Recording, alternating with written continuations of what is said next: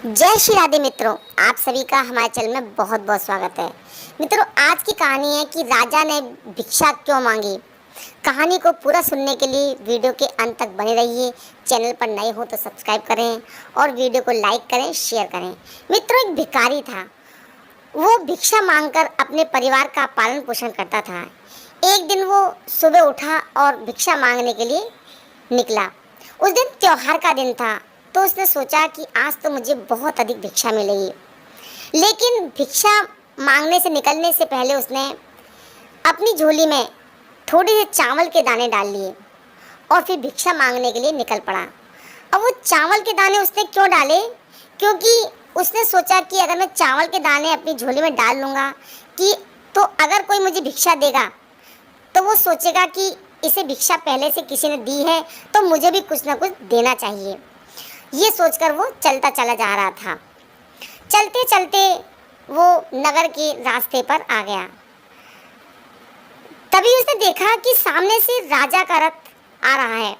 वो एकदम सोचने लगता है कि आज तो मुझे राजा से अच्छी भीख मिल जाएगी। तभी राजा का रथ उसके सामने आकर रुक जाता है। वो सोचने लगा कि आज तो मेरा जीवन धन्य हो गया, आज तो मेरे भाग्य खुल गए, क्योंकि मुझे आज तक राजा से भिक्षा नहीं मिल पाई, क्योंकि द्वारपाल मुझे हमेशा बाहर से ही लौटा देते थे। और आज तो राजा खुद मेरे सामने आकर रुके हैं, तो मुझे भिक्षा बहुत अच्छी मिलेगी। वो सोच ही रहा था कि तभी देखता है कि राजा उसके सामने एक याचक की तरह खड़े हुए हैं और उससे कहते हैं कि तुम मुझे भिक्षा में कुछ दो, क्योंकि देश पर बहुत बड़ा संकट आया है और मुझे ज्योतिषी ने कहा है कि इस संकट से निकलने के लिए अगर मैं अपना अभिमान त्याग कर एक याचक की तरह भिक्षा मांगूं, तभी हमारे देश पर आया हुआ संकट समाप्त हो सकता है। तो इसीलिए मैं तुमसे भिक्षा मांग रहा हूँ और तुम सबसे पहले आदमी हो, इसलिए तुम मुझे भीख में कुछ दे दो। अगर तुमने मुझे मना किया तो देश पर जो संकट आया है वो टल नहीं पाएगा, तो मुझे भिक्षा में जरूर तुम कुछ ना कुछ दो। अब भिखारी जो था उसने पूरे जीवन में भिक्षा मांगी थी, कभी भी किसी को देने के लिए उसने अपना हाथ नहीं उठाया था। अब वो सोच में पड़ गया कि ये कैसा समय आ गया, एक भिखारी से राजा भिक्षा मांग रहा है और सबसे बड़ी बात कि मना भी नहीं कर सकता। अब भिखारी जिसने हमेशा मांगा वो भिक्षा देने के लिए बहुत सोचता है, तो अपने चावल के जो दाने थे उनमें से बहुत मुश्किल से एक चावल का दाना निकालता है और राजा को भिक्षा में दे देता है। अब राजा उसी चावल के दाने को लेकर बहुत खुश हो जाता है और औरों से भिक्षा लेने के लिए आगे चल देता है। अब सभी लोग राजा को बहुत बढ़ चढ़कर भिक्षा देते हैं, लेकिन जो भिखारी था उसने सिर्फ एक चावल का दाना दिया था और उस चावल के दाने को देने का भी उसे बहुत ज़्यादा गम सताता है।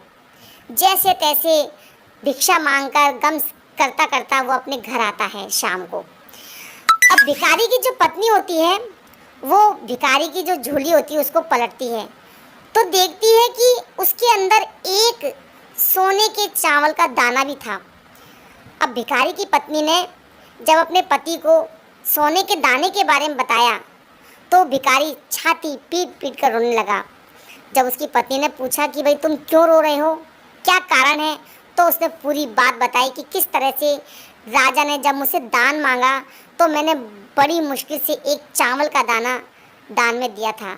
तो उसकी पत्नी क्या कहती है, तुम्हें पता नहीं है कि जो दान हम देते हैं वो हमारे लिए सोने का हो जाता है, वो सोना है हमारे लिए, और जो कुछ हम इकट्ठा करते हैं वो हमेशा के लिए मिट्टी का हो जाता है।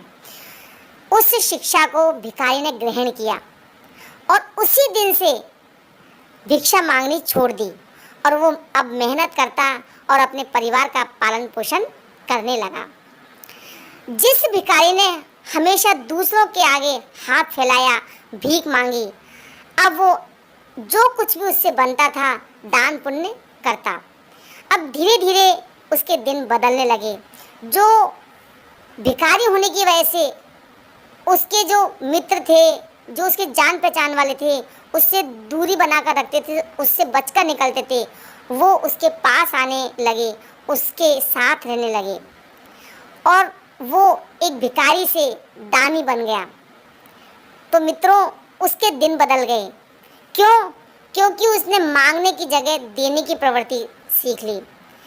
तो कहने का मतलब यही है मित्रों कि जो इंसान देने की प्रवृत्ति रखता है उसे कभी भी किसी चीज़ की कमी नहीं होती, और जो हमेशा लेने की नियत रखता है कि मुझे मिल जाए कहीं से, उस इंसान का कभी पूरा नहीं पड़ता।